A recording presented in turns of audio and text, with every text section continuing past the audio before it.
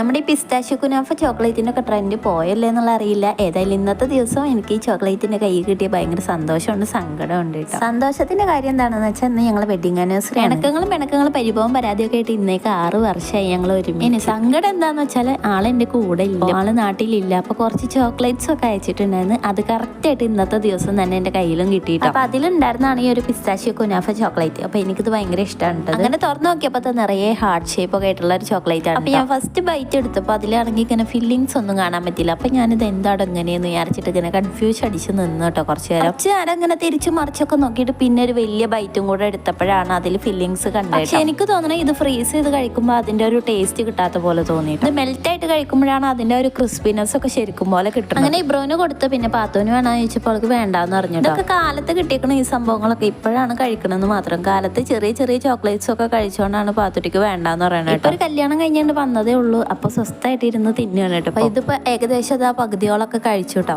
എന്തായാലും ബാക്കിയുള്ളതും കൂടെ കഴിക്കും. അപ്പോൾ ഇന്നത്തെ വീഡിയോ എത്രയുള്ളൂ. അപ്പൊ ഇനി കല്യാണത്തിന്റെ വീഡിയോ പിന്നാലെ തന്നെ വരുന്നുണ്ട്. അപ്പോൾ ഓക്കെ, ബൈ.